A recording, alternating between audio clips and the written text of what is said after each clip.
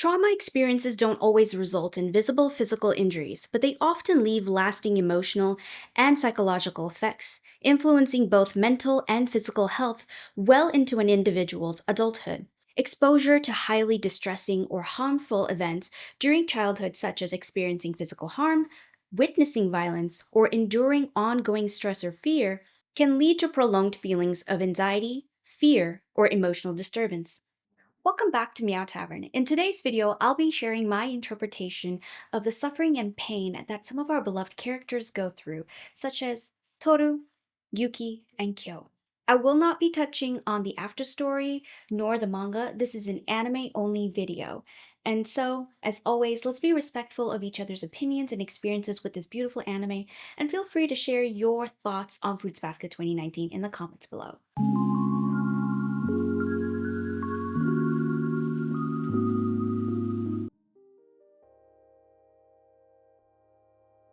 What is Fruits Basket? Fruits Basket 2019 is a reboot of the original 2001 anime, offering a more emotionally nuanced and complete adaptation of the manga.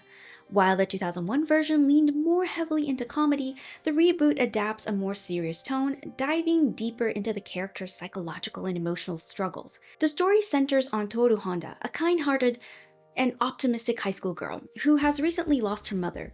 With her grandfather's house undergoing renovation and unwilling to trouble others, Tohru chooses to live in a tent in the woods on land she assumes is unoccupied. Soon she discovers that the area belongs to the mysterious Sohma family. After a random encounter with Shigure and Yuki, she's invited to stay with the Sohmas. By the end of the first episode, it's revealed that the members of the Sohma family are cursed by this Chinese zodiac spirits, transforming into their spirit animals when embraced by someone of the opposite sex. The details of this whole thing are kinda wonky, considering that Kyo's grandfather was also the cat spirit. Like, how did he get his wife pregnant? Why didn't Hattori turn into a seahorse/dragon when he kissed Kana? I am just not that well informed about the physical touch in this anime, and so I can't info dump on that, but what I did prepare for this video is trauma.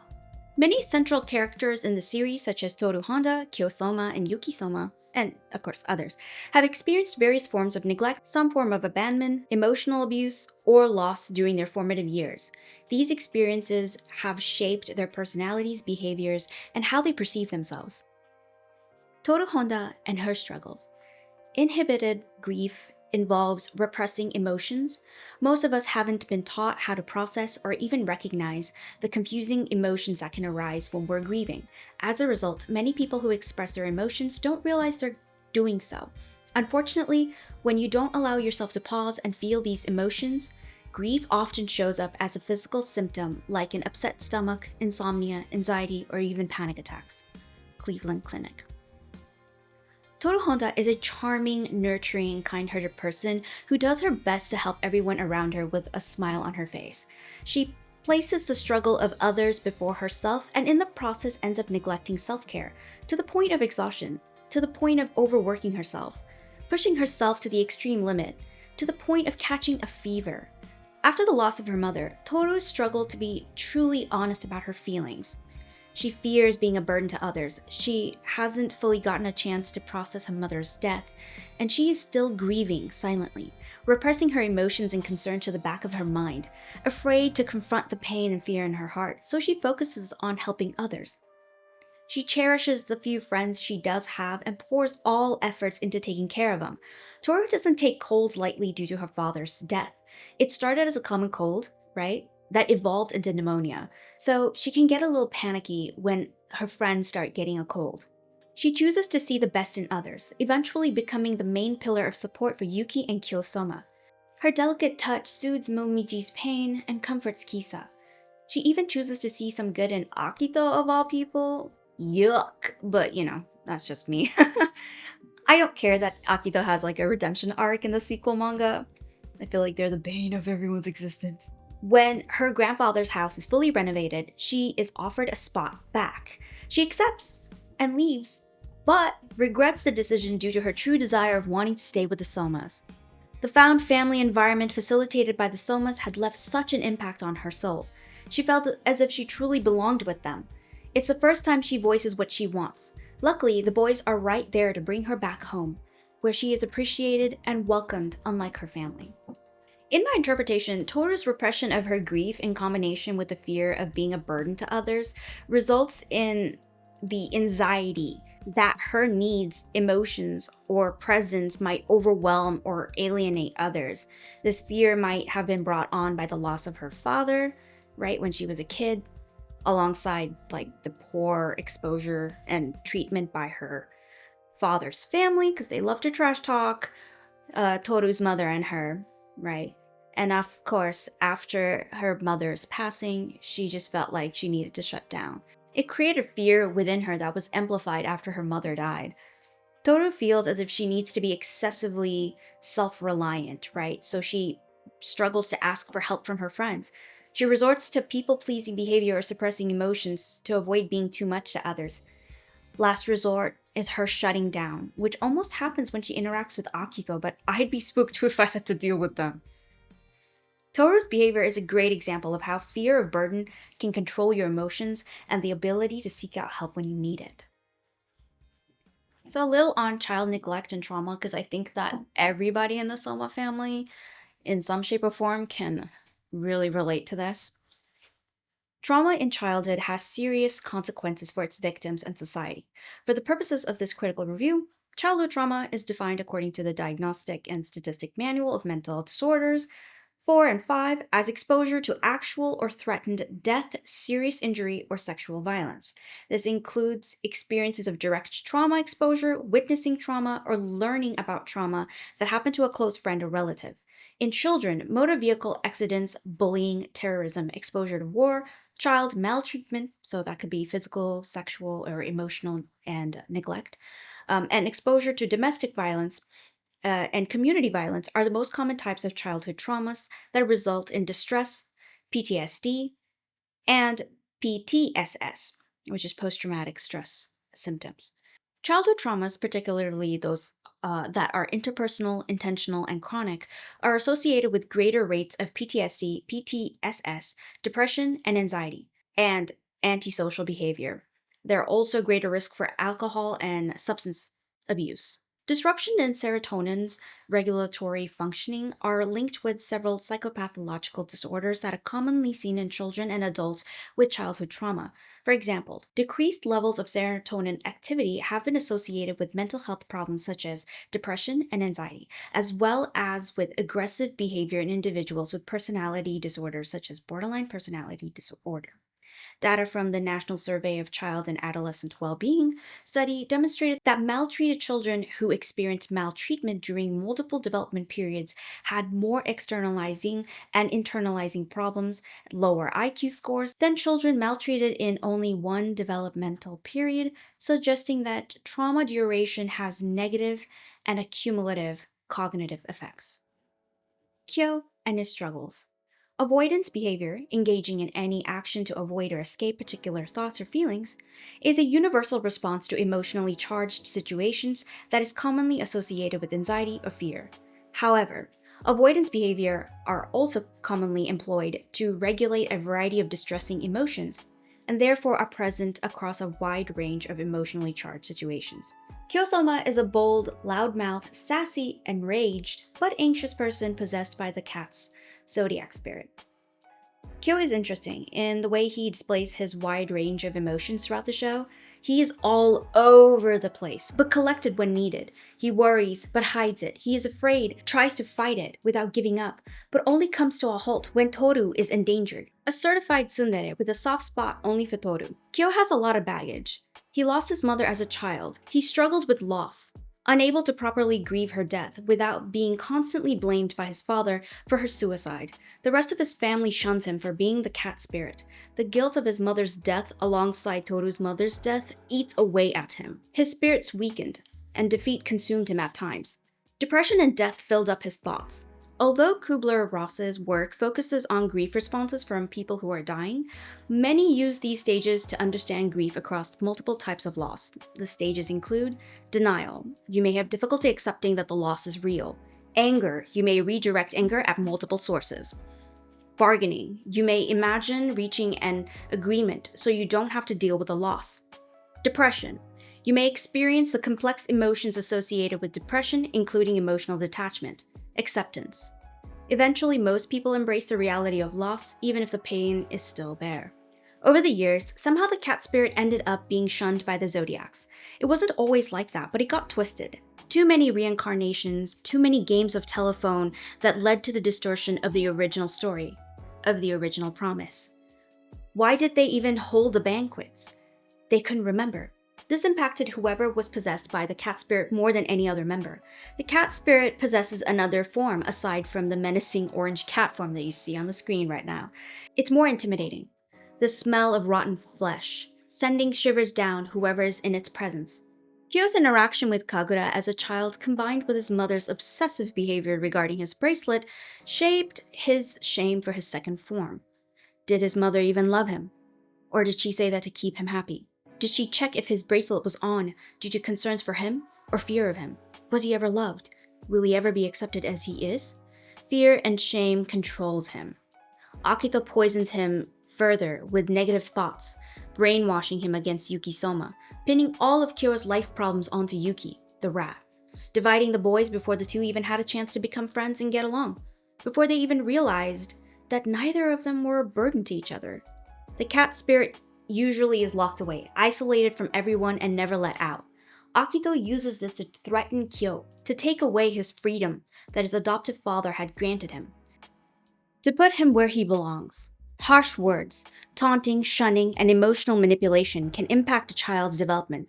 It can impair their self-worth and self-esteem, made to feel unwanted. Kyo's mental health is always at an all-time low prior to meeting Tohru, and even after meeting her, he finds himself unworthy of receiving affection from her. He locks his true desires away since he knows in the end Akito will do whatever it takes to lock him up in that cage, where he'll die alone. All hope is lost. Well, not really if you've seen the anime, but it does feel like that way to Kyo, right?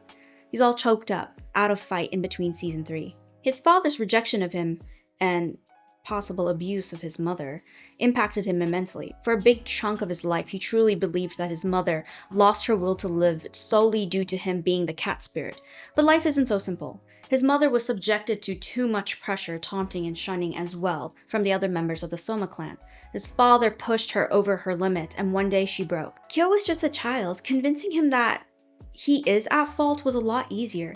Luckily, there was someone who emerged, not directly blood-related, but a bond way more valuable. Another member from the Sohma clan, Kazuma Sohma, came to Kyo's side, nurtured him, built up some of his confidence back, did his best to save this broken child from completely shattering. Kazuma is an amazing father to Kyo. Every time I saw them on screen, I'd have a wide smile, even had to pause at times to digest the wholesome interaction. One of the things I truly love about Fruits Basket is how it explores both family bonds and the concept of found family. Found family is one of my favorite tropes and concepts in real life. I really do like those, so there's a bias. The deep connections we form with people who aren't blood related to us, right?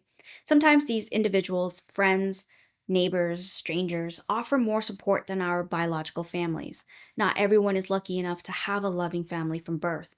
And Kyo is a powerful example of this. He finds peace and acceptance from people outside of his bloodline. While he often pushes others away, it's rooted in his fear of loss. The Sohma clan has consistently rejected him, making him feel unwanted. So when he begins to experience what it's like to be accepted and cared for, it terrifies him. What if that love is taken away? I rambled about Kyo for a while now, so let's move on to Kisa and Yuki. Yuki and his struggles, plus Kisa. Socialization process can be hindered in different ways. For instance, children may experience rejection by classmates, or they may find themselves withdrawn from social activities, which might, as a result, alienate them from their groups. These isolating experiences may have an impact on their mental health. I wanted to start by focusing on Kisa's experience, as I believe some of her struggles, particularly caused by Akito, mirror that of the isolation that Yuki went through. Kisa has a hard time making friends at school and becomes the target of bullying. Her sense of isolation becomes so overwhelming that she runs away from home and seeks refuge at Shigere's house. After certain traumatic encounters with Akito, Kisa stops speaking altogether. Despite her silence, she is still spirited, like when she bites Tohru when they first meet. Akito brainwashes, taunts, gaslights as usual, swallowing Kisa's innocent soul in one gulp. If Kisa hadn't met Tohru when she did, the scars of Akito would have run a lot more deeper. I know that I'm not alone in feeling this way, because Yuki Sohma is also deeply grateful of Tohru Honda's presence in the Shigure household. Her warm, nurturing energy brings comfort to the emotional wounds that they carry. For Yuki, Tohru embodies the kind of motherly affection he longed for from his own mother. With every interaction, he experiences a gentle, unconditional care that he previously was denied. At first, the story seems to be setting up for a love triangle, but I'm glad it didn't really go in that direction. I appreciate that Yuki finds someone that he can truly connect with, someone he understands. Machi's own struggle with anxiety and the pressure to be perfect mirror Yuki's experience. Well, not really. They're like parallels, because Yuki is more interested in maintaining the flawless image everyone expects of him, whereas being perfect or perfect things eat up at Machi, and she prefers some chaos if possible. This need to maintain a perfect image plus Akito's brainwashing causes Yuki to suffer from imposter syndrome. Imposter syndrome is a psychological phenomenon categorized by persistent self-doubt about one's intellect, abilities, and accomplishments, particularly among high-achieving individuals. First identified in 1975 by psychologists Suzanne and Pauline, it was initially observed in successful women and other marginalized groups. Those experiencing imposter syndrome struggle to internalize their achievement, often feeling anxious, depressed, or fearful of being exposed as a fraud, even when there is clear, objective evidence that they're successful because of their own merit. People with imposter syndrome frequently tend to internalize their failure while attributing their successes to external factors such as luck or timing, even when clear evidence shows otherwise. During his childhood, Yuki was isolated by Akito and forbidden from forming close relationships with other Zodiac members. Initially, he was eager to connect with, especially, Kyo, but was quickly met with hostility from Kyo and Haru. The rejection cut deep. Meanwhile, Akito's psychological manipulation took hold. No one loves you. No one will ever love you or want you. Only I will, because I'm your god. These words echoed in Yuki's mind, slowly breaking him down. As he reached out for support, first from his mother and then his brother, he was met with indifference and rejection. It's no wonder he began to question whether Akito was right all along. Maybe he didn't deserve love. Maybe he truly was unwanted. Maybe if he showed his true self, no one would accept him. So he began to mask his pain, striving to please others, to fit in, to earn the affection he was convinced he didn't naturally deserve. What's truly disturbing is how Akito uses these same tactics on everyone in the Zodiac group, isolating them so thoroughly that they can't compare their experiences or recognize a shared manipulation. It's this isolation that makes Akito's control so effective. Yuki's early isolation from the Zodiac members deprived him of crucial developmental experiences. Healthy attachment during childhood often depends on consistent, nurturing relationships with caregivers and peers. Yuki was not only denied these bonds, but actively prevented from forming them. His mother sold him out to Akito, and the other Zodiacs that were his age hated him because they were pitted against the brat, creating a sense of loneliness and emotional deprivation. Akito's manipulation further isolated Yuki by positioning themselves as Yuki's only possible source of love and acceptance. This is an example of disorganized attachment where, like, the caregiver is a source of fear and comfort. It leads to confusion, emotional dysregulation, and difficulty forming secure relationships later in life. Akito repeating, "No one loves you, only I will love you," are classic markers of gaslighting and emotional abuse. These tactics are used to erode a person's sense of reality and self-worth, making them dependent on their abuser for validation. Over time, Yuki internalizes these messages. We catch a glimpse of this thought process when Yuki's interacting with the new members of the student council. He's also internalizing this when observing Kyo from afar at school, how he seems to, Kyo that is, he seems to seamlessly interact with other students by being just himself and how they accept him for who he is, as he is. To cope, Yuki adopts a people-pleasing behavior, aligning with what psychologist Donald Winnicott called the false self. This is a defensive facade constructed to gain approval and avoid further rejection. In school, Yuki is known as Prince Yuki, right? Like this perfect, composed, admired figure. But this is just a form of masking, right? It's not really true confidence, but it's like the fear of being unliked for his true self. Because he feels as if his true self is revealed, his true personality, people won't like him. And this is because of the poison that Akito fed him. The compulsive need to maintain this image may lead to perfectionism, social anxiety, and emotional exhaustion, all common in individuals who have endured chronic invalidation and abuse. Yuki's emotional healing journey begins with Tohru. Thanks to her, he is able to be fearless, or at least begins taking baby steps, to stand up against Akito, to forge true friendships with the members of the student council without masking, and he starts being honest with himself of wanting healthy relationships and friendship with Kyo. The two forge a stronger bond with each other without the zodiac spirits possessing them. All the intense emotions such as anger, fear, and anxiety slowly start slipping away. Momiji and his struggles. Approximately 13% of children are exposed to maternal depression during their first years of life. This early exposure increases the likelihood of related challenges such as disrupted mother-infant interaction and insecure attachment. Elevated stress levels, poor quality caregiver interactions, and insecure attachment in infancy can negatively influence brain development, potentially leading to long-term difficulties in emotional regulation and stress management. Given how critical the postpartum period is for early development, maternal postpartum depression may have lasting effects on a child's overall developmental trajectory. Momiji, my sweet child Momiji. Momiji's story hurts in the same way Hatori's does. The two sacrifice erasure of themselves for the better of their loved ones and their mental health. In Hatori's backstory, we learn that he had a lover named Kana, whom he wished to get married to. He went to ask Akito for their blessings, but Akito lashed out on Hatori, breaking a nearby mirror and then blaming Kana for the series of events that unfolded. Akito's words haunted Kana, and she slowly slipped into depression. Despite Hatori reassuring her, nothing got to her, and she isolated herself. Unable to bear her pain, Hatori erased her memories of them being a couple, hoping to free her from the guilt that she bore. Bit by bit, the old cheerful Kana came back. Akito's control over Hatori was through Kana. He recognized this and chose to never fall in love again. He was just happy that it happened even once. Of course, that's before Mayu comes along. In Momoji's backstory, his mother expresses extreme emotional distress after his birth. She's devastated at the sight of the rabbit zodiac. She's unable to bond with him. The weight of Momiji being a zodiac spirit clouds over her. She even attempts to take her own life. Ultimately, she requests to have her memories of Momiji erased. This crumbles Momoji's little rabbit heart, watching his father beg him to agree to have his mother's memories erased and to stay away from her, that his father still loves him and that he'll make up time that Momiji loses with his mother. This leaves him growing up without a maternal connection, mirroring what research shows about children exposed to maternal mental health disorders. They often face deep emotional wounds from disrupted attachment in infancy and early childhood.